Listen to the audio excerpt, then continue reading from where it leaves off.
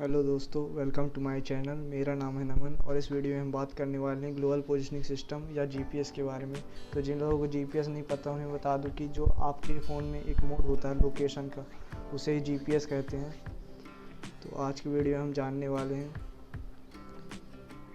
How does GPS work, GPS कैसे काम करता है, what is trilateration and multilateration in GPS की जीपीएस में ट्राइलेटरेशन एंड मल्टीलेटरेशन क्या होता है, what is uplinking and down linking in satellite telecommunication, मतलब सैटेलाइट के कम्युनिकेशन में अपलिंकिंग और डाउन लिंकिंग क्या होती है।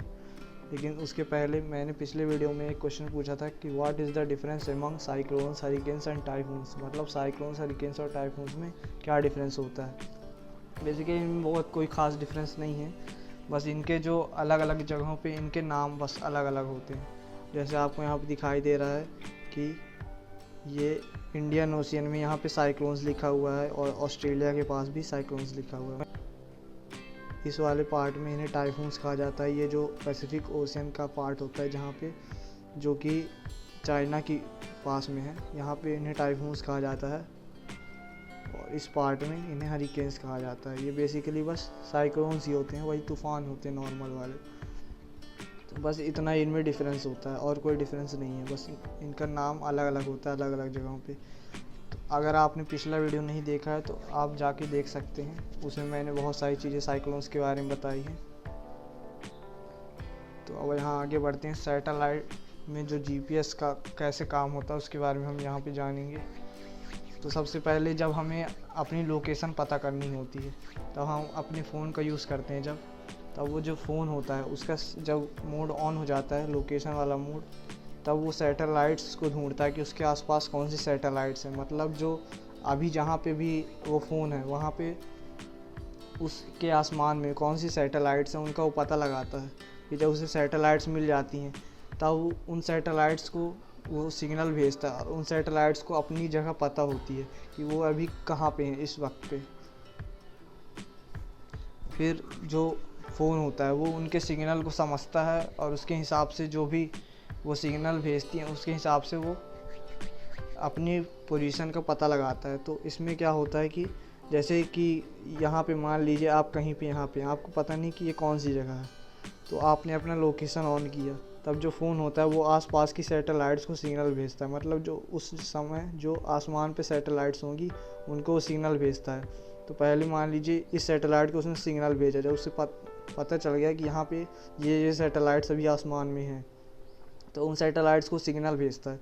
फिर वो सैटेलाइट्स जो होती हैं उन्हें ये पता होता है कि वो कहाँ पे हैं इस वक्त पे। जैसे इस सैटेलाइट को अभी पता है कि ये कहाँ पे है, फिर वो जब सिग्नल भेजती है आपके फ़ोन को, तब वो सिग्नल जब वापस आता है तो उसके टाइम के हिसाब से वो कैलकुलेट कर लेते कि कितनी दूरी से वो सिग्नल वापस आया है। तो जो टाइमिंग के हिसाब से उसकी दूरी होती है वो जब पता करने के बाद उसको सिर्फ इतना पता होता है कि वो कितनी दूर है, लेकिन ये नहीं पता होता किस डायरेक्शन में है। वो कहीं भी हो सकता है, यहाँ पे इस सर्कल पे कहीं पे भी हो सकता है बाहर की ओर। तो इसका पता नहीं होता उसको कि किस डायरेक्शन में वो चीज़ है, वो ऑब्जेक्ट है या आपका फ़ोन है। सिर्फ उसे इतना पता होता है कि इतनी दूरी पे है, कुछ एक्स डिस्टेंस की दूरी पे है। फिर वो क्या करता है, एक और सैटेलाइट से सिग्नल भेजता है। फिर जब वो सैटेलाइट्स दोबारा उसको सिग्नल भेजती है तब वही पता लगाती है कि उस सैटेलाइट से वो फ़ोन कितनी दूरी पे है। तब क्या होता है कि उसे भी डायरेक्शन का नहीं पता होता कि ये कहाँ पे है, इस जगह पे कहीं पे भी होता है इस सैटेलाइट के हिसाब से, और इस सैटेलाइट के हिसाब से यहाँ पे कहीं पे है। तो जहाँ पे इन दोनों सैटेलाइट्स का एरिया मैच हो जाता है, जैसे अभी यहाँ पे मैच हो रहा है, यहाँ पे दोनों ही क्या कर रहे हैं, एक दूसरे को क्लोज कर रहे हैं। तो यहाँ पे उसको पता चल गया कि यहाँ कहीं पे है वो जो भी डिवाइस है, उसको इतना पता चल जाता है। फिर वो क्या करता है कि एक तीसरी सैटेलाइट को सिग्नल भेजता है। तो तीसरी सैटेलाइट को भी पता होता है कि वो इस वक्त कहाँ पे है, वो सैटेलाइट को अपनी पोजीशन पता होती है। फिर वो उसके हिसाब से सिग्नल भेजती है और टाइम को कैलकुलेट करने के बाद ये पता लगाती कितनी दूरी पे है। तो उस दूरी के हिसाब से वो पता लगा लेती कि यहाँ कहीं पे से सिग्नल आया है इतनी दूरी पे से। लेकिन पहले हमें पहली सैटेलाइट से पता चल गया था कि यहाँ कहीं पे है जो भी उसकी लोकेशन है डिवाइस की, और दूसरी सैटेलाइट से पता चल गया था कि यहाँ पे है। तो जहाँ पे भी ये ओवरलैप की है इतना उसको आइडिया हो गया। अब यहाँ पे इसको नहीं पता कि कहाँ पे है इस पूरे एरिया के अंदर। तो अब वो तीसरी सैटेलाइट से जब उसने सिग्नल भेजा, तब उसने सैटेलाइट ने उसको बताया कि इतने में आप कहीं पे हो। तब जहाँ पे ये तीनों ही ओवरलैप कर जाते हैं, तीनों के जो डायरेक्शन के अंदर जितने भी एरिया था वो जब ओवरलैप कर रहा है, यहाँ पे ओवरलैप कर रहा है, तो इतने में उसको पता चल जाता है कि इतने के अंदर कहीं पे वो है। फिर यहाँ पे एक चौथी सैटेलाइट भी है, तो ये चौथी सैटेलाइट को जब सिग्नल भेजता है, तब वो भी उसी हिसाब से दूरी कैलकुलेट करके बताती कि आप इतने में कहीं पे हो।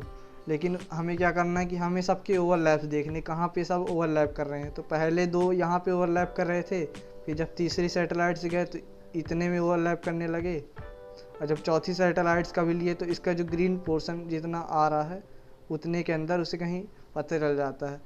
तो कम से कम लोकेशन का पता लगाने के लिए उसको 3 सैटेलाइट्स की ज़रूरत होती है, तो वो उतना अच्छे से ओवरलैपिंग के हिसाब से उतना ही वो एक्यूरेट बताता है। और जितनी ज़्यादा सैटेलाइट्स होंगी एक्यूरेसी उतनी ज़्यादा उसकी बढ़ जाएगी। यहाँ पे जैसे 4 सैटेलाइट्स हैं और 5 भी हो सकती हैं, 6 भी हो सकती हैं, उसके हिसाब से कि अभी आसमान में कितनी सैटेलाइट्स हैं, कितनों से सिग्नल मिल रहा है, उस पर डिपेंड करता है। लेकिन कम से कम 3 सैटेलाइट्स होनी चाहिए।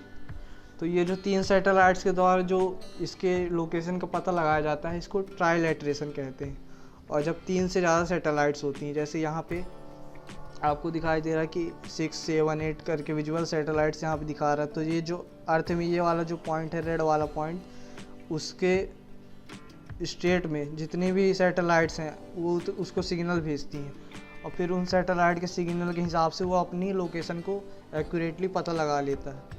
जितनी ज़्यादा सैटेलाइट्स होंगी उतनी ज़्यादा एक्यूरेसी मिलेगी उसको, उतना ही अच्छा ओवरलैपिंग होगा और वो पॉइंट छोटा हो जाएगा लोकेशन का।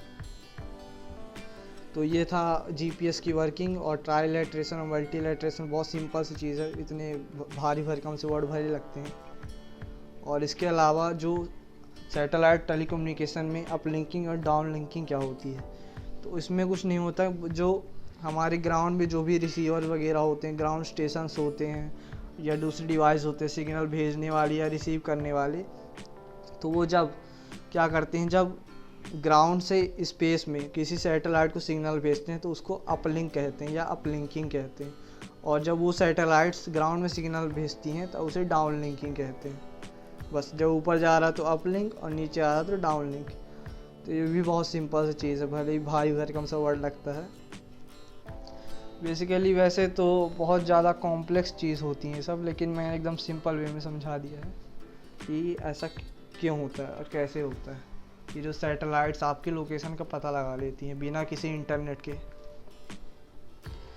और मैंने इसमें आपके लिए एक क्वेश्चन भी रखा है, how many GPS satellites are there, कि अभी टोटल कितनी जीपीएस सैटेलाइट्स हैं।